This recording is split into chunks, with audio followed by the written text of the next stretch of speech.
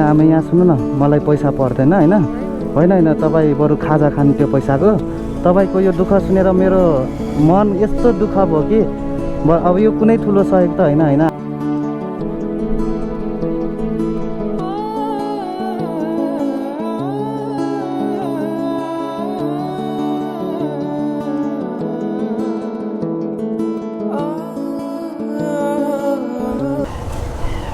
भनेपछि तपाईँ 4 महिनादेखि हस्पिटल धाउँदै हुनुहुन्छ? 3 भाइ छोरा मध्येमा पढेको नि त्यही, जानेको नि त्यही, बुझेको नि त्यही छोरो बिरामी भयो है? कान्छो छोरो हो? नाचको कलाकार मास्टर थियो। हजुर। सबै कुरा सबै ठाउँमा नासिकाउन आइज भन्ने जाने गर्ने। कति वर्ष हुनुभयो तपाईँको छोरो? 23 वर्ष होला। फर्स्ट इयरमा ब्याचलरको थर्ड इयर थियो अब उसको पढाइ। हजुर। थर्ड इयर पाकिदियो भने ब्याचलरतिर हुन्थ्यो।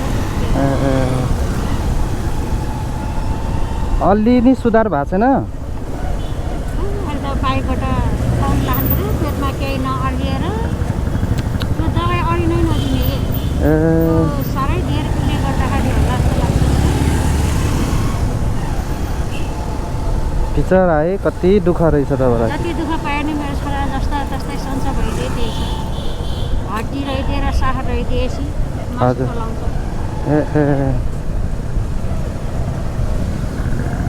अनि हजुर एक्लै जानुहुने हस्पिटल जहिले?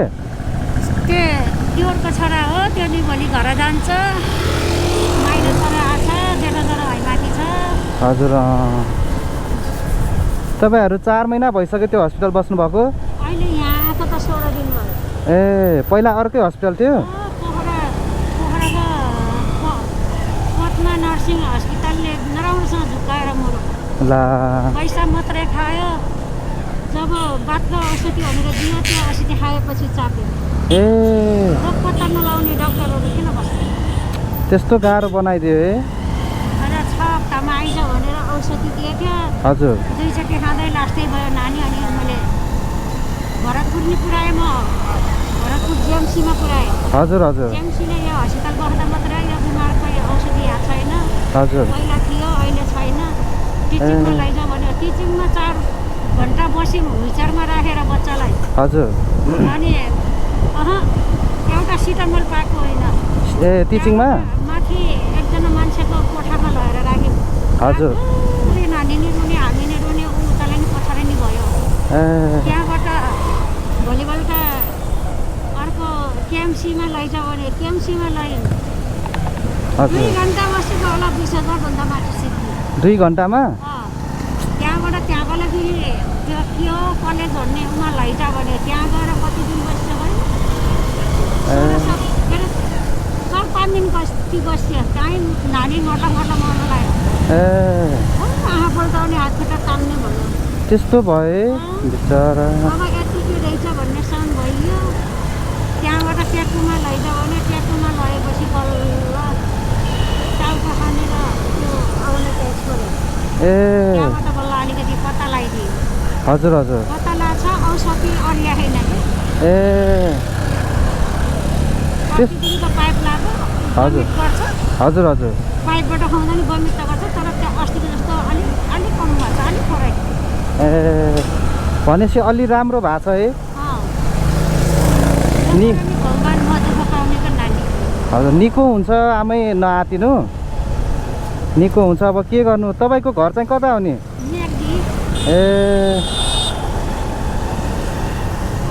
भनेपछि तपाईँ उहाँदेखि अब काठमाडौँसम्म आउनु पर्यो है? के गर्नु हेर्नु यस्तो छ। अहिले हजुर कता बस्नु भयो? वहीँ माथि?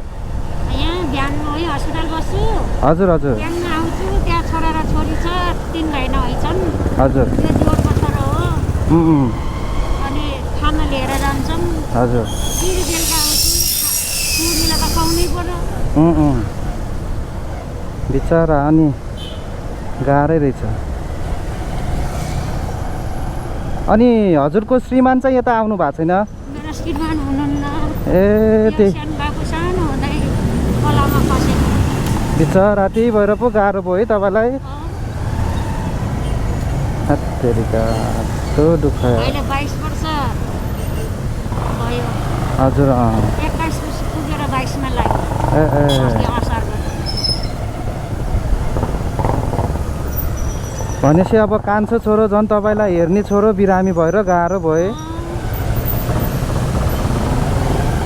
नातिनु आमै केही हुन्न निको हुन्छ निको भइदिनुहोस् मलाई अब केही चाहिएन धन पैसा केही चाहिएन आमा भोक लाग्यो यो भन्ने भयो हुन्छ बिचरा तपाईँको यो कुरा सुन्दा मलाई नै मन कस्तो लाग्यो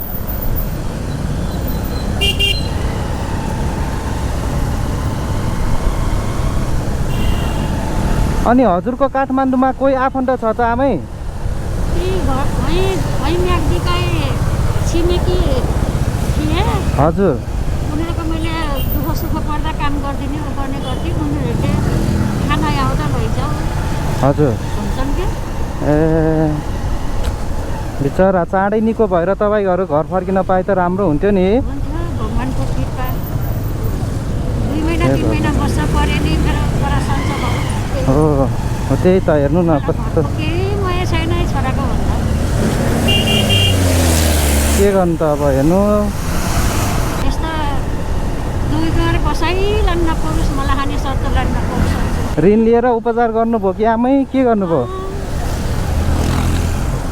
बिचरा दिन नलागोस् कसैलाई भन्ने छु हजुर कसैलाई नहोस् के भगवान् यस्तो त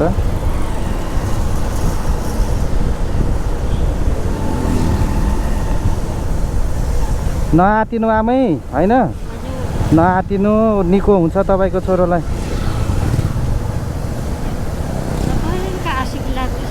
हो के म त भगवान्लाई पुकार गर्छु तपाईँको छोरोलाई निको होस् चाँडै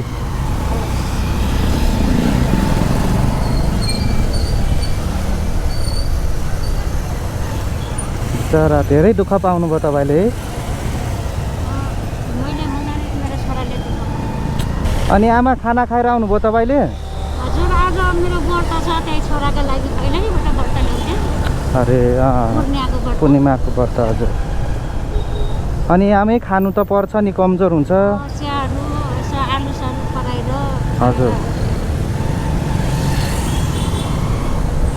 बिचरा यति दुःख गर्नुभयो है तपाईँले छोरोको लागि अब हजुर उतै कुरुवा बस्नुहुने होला होइन अब गएर ए बेलुका फर्किनु हुने बेलुका फेरि 3 बजे गएर फेरि खाना लिएर आउनु ए अब यस्तो गाडीमा हिँड्दा तपाईँको खर्च मात्र लाग्ने भयो है हस्पिटलदेखि तपाईँ बस्नुहुने धेरै टाढै पर्यो के टाढा भयो कि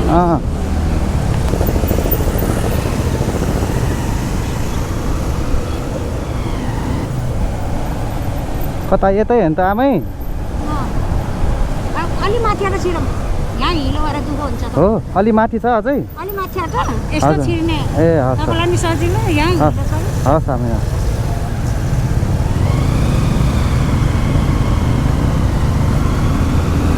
ऊ यहाँबाट हो आमा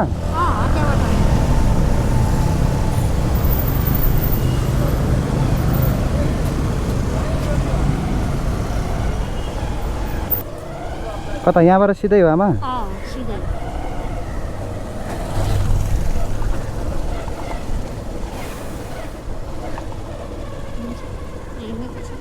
यतै हुन्छ एकछिन है त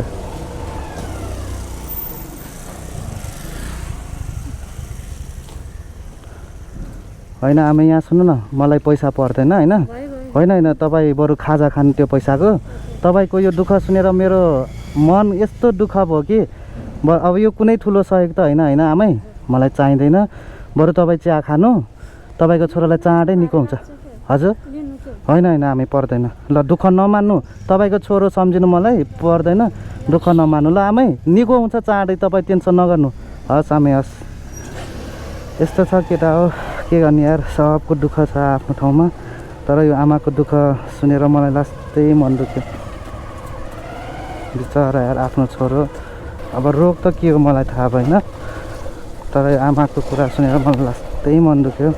त्यही भएर अब त्यस्तो ठुलो त केही सहयोग त होइन, बिचरा चाँडै निको होस् भगवान्। लगाइस अब यति नै भनेर म अर्को टिममा लाग्छु। बिचरा त्यो आमाको कुरा सुनेर कस्तो मन उभ्यो क्या मलाई।